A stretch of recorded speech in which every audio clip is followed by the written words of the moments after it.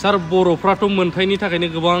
नांबोबाय दा बिनि गेजेरावबो मदाहिफोरनो एसटि सार्टिफिकेट होनाय बायदिनि सायावहाय खौरां खोनाबाय थादों दा बिनि सायावहाय नोंथां गेदेरमामोना मा बुंनो सानो? धन्यबाद। गभर्नमेन्ट स्टेट गभर्नमेन्टआ ट्राइबेल नङैफोरखौनो ट्राइबेल खालामनानै जोंनि बे ट्राइबेलफोरनि मोनथायखौ फोजोबस्रांनो थाखाय गिदिर गोथौ माने खैसारि षड्यन्त्र खालामगासिनो दङ। दा रिसेन्टलि बे मोनसे माबा जानानै फैदों, धौ जानानै फैदों जे मदाहिफोरखौ राभा खालामनानै एसटि सार्टिफिकेट होनाय। बेखौ बिसोरो मानो खालामनो नागिरदों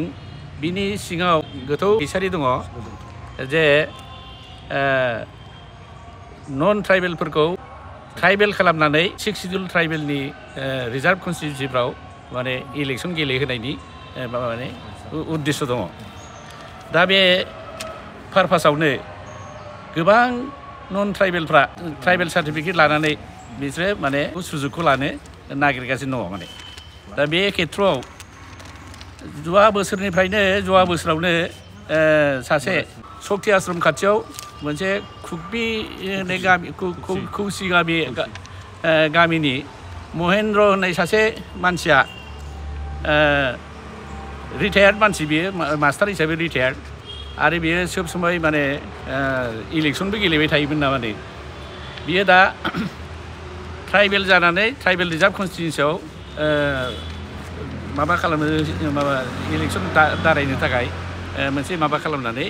बोरै ट्राइबेल सार्टिफिकेट मोननो बेखौ बियो माबा लायो। थिग बे समावनो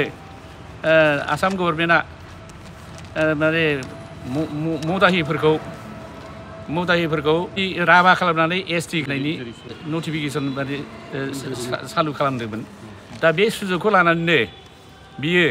बे मानसिया एक्सुवेलि मदाहि नङामोन। मदाहि नङियानो बेयो एक्सुवेलि बेयो राजबंसिसोमोन। बियो राजबंसि जानानै बियो अबिसि माने बेनिफिट लानानै बेजोंनो बे साख्रि लानानै मास्टार एलपि मास्टार जालायनानै बियो रिटायारबो जालायलायबाय। रिटायार जानानै बियो इन्डिपेन्डेन्टआव माने इलेक्सनबो दारायबाय थायोमोननो। खिन्थु दा बियो गावनि बे राजबंसि माबाखौ जाथिखौ होखोमानानै बियो गावखौ माने मदाहि होननानै लेन्ड रेकर्डआव माने माबाखौ रेकर्डखौ सोलायना लादों आरोखि। सोलायना लानानै दा मदाहिफोरनो राभा खालामनानै सार्टिफिकेट होनो नागिरदों होननायखाय बियो मदाहि होननानै सार्टिफिकेट माने राभानि जानानै एसटि सार्टिफिकेट लानो नागिरबाय आरोखि। बे लानो नागिरनाया बेखौथ' आइडेन्टिफाइ खालामनांगौ। बे राभा नंगौना नङा। दा बेखौ बियो बोरैबा माबा खालामनानै इनफ्लुयेन्स खालामनानै माने राभा संगठनल' नङा, बियो आदित्य खाख्लारिखौ गुवाहाटियाव थांनानै आदित्य खाख्लारिनिफ्राय मोनसे सार्टिफिकेट लाबोबाय। बियो सार्टिफिकेटआबो दङ बाय। जोंनो बेखौ जवा बोसोरावनो जों बेखौ अबजेक्सन खालामखादों। खाख्लारि हरनाय बे सार्टिफिकेट खाख्लारि हरनाय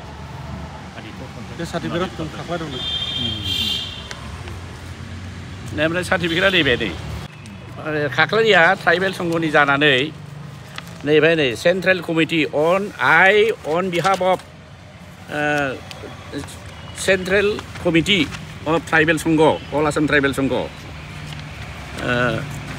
आइडेन्टिफाइड श्री महेन्द्र मदाहि भिलेज खौसि पोस्ट अफिस सक्ति आश्रम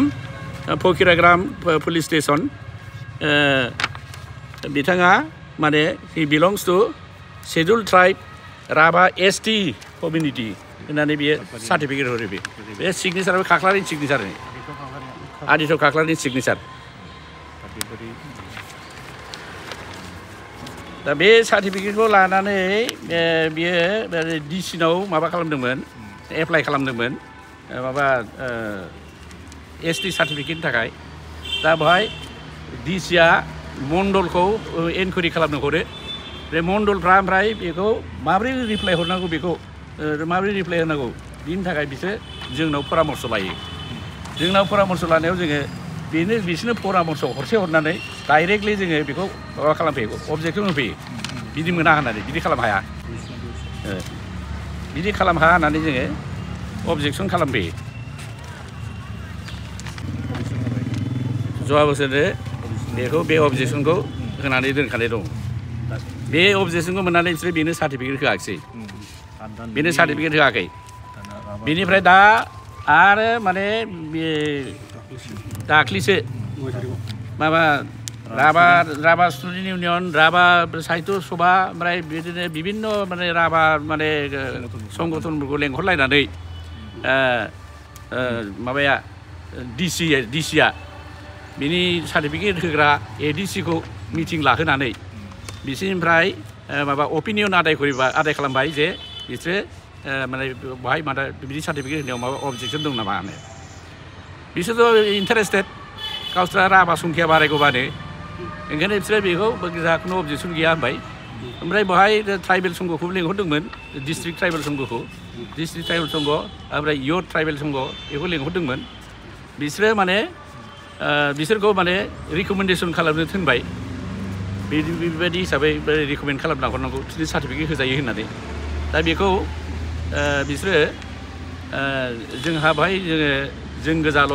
माबा खालामनानै डिसाइड खालामनानै जेबो होनो हानाय नङा बेखौ जोङो उनाव जानायगोन होननानै थांदों आरोखि खिन्थु बेखौ बिसोरो माबाया डिसिनि रिप्रेजेन्टेटिभआ बेखौ माने थाबैनो बे माबाखौ रिपर्टखौ गावसोरनो हरनो थिनदों आरोखि दा बेखौ जोङो थिग बिनि मिटिं जागोन होननानै मिथिनानै बे दिनावनो 9 थारिखआव जोङो बेखौ माने मेम'रेन्डाम होफैबाय मेम'रेन्डाम माबानो डिसिनो बे अबजेक्सन जाहा अबजेक्सन दं बाहाय ओमफ्राय जोङो बे अबजेक्सनखौ मानो थाखाय अबजेक्सन बेखौ क्लियारनो गासिबो माबा कर्टनि अर्डार सुप्रिम कर्टनि अर्डार जोंनि माने हाइ कर्टआव PIL order writ petition order बेवहाय मानेखि बेबादि सार्टिफिकेटखौ इसु खालामनो मोना होननानै जेनाखि माने रेस्ट्रेइन खालामनाय बादा होनाय माने अर्डार दङ बेखौ जोङो देखायफैजोब्बाय जोंनि मानसिनि दारैनो बिसोरो माबा खालामो आदाय खालामो बेनि थाखाय माने आदित्य खाख्लारि सेक्रेटारि जेनेरेल ट्राइबेल संघनि बेनो रेसपन्सिबोल बेनो गावनि इन्टारेस्टनि थाखाय गाव हयथ' माबा एसे माबा लाबा लाबनि थाखाय बेनिफिट लानानै बियो बे खामानिखौ मावगासिनो दं आरोखि दा बेखौ जोङो बेखौ गासिबो माने केन्सेल खालामजोबनांगौ बेखौ गासिबो उइथड्र खालामजोबनांगौ होननानै जोङो माने माबा PIL केस होबाय आरोखि बे PIL केसाबो माबा जाबाय बे केसाबो माने रेजिस्टार जाबाय आरो बेनिफ्राय नटिसबो इसु खालामबाय बिसोरनो नैबेनो केसा बेनो केसा नटिसबो इसु खालामनो थिनबाय नैबे दङ बे नटिस इसु खालामनो थिननाया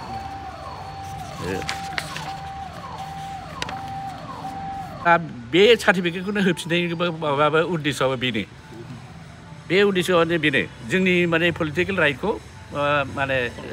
खर्ब खालामनो बा सेनानै लानो जोंनि माने सिक्स सिडिउलखौ बेबादिनो धंस खालामनो बिनि गिदिर माने षड़यन्त्र होननानै दा बेखौ साननानै लानो हायो आरोखि दा बेखौ माबानांगौआ जों कर्टनि आयेननि माने खाथियाव माने जोङो आश्रय लागागौमानि जाया खारन जोंनि लिडारफ्रानो बेहाय खुनु माबा खालामा इन्टारेस्ट लाया बा बेखौ माने खुनु अबजेक्सन होआ वाइरेस बिसोर अबजेक्सन खनसे अबजेक्सन होबानो जायो बे माबाया फेलें जानानै थांजोबो गासिबो खिन्थु बेखौ खालामा बयबो माने लोगोसो जाजोबो कम्पिटिसनसो खालामो सोर रासिन माबा खालामनो हानो लोगो जानो हानो बेखौ माने कम्पिटिसनसो दङ दा बेनो जोंनि थाखाय माने बिराद गिदिर मोनसे दुखुनांथाव माबा अबस्था जानानै दं आरोखि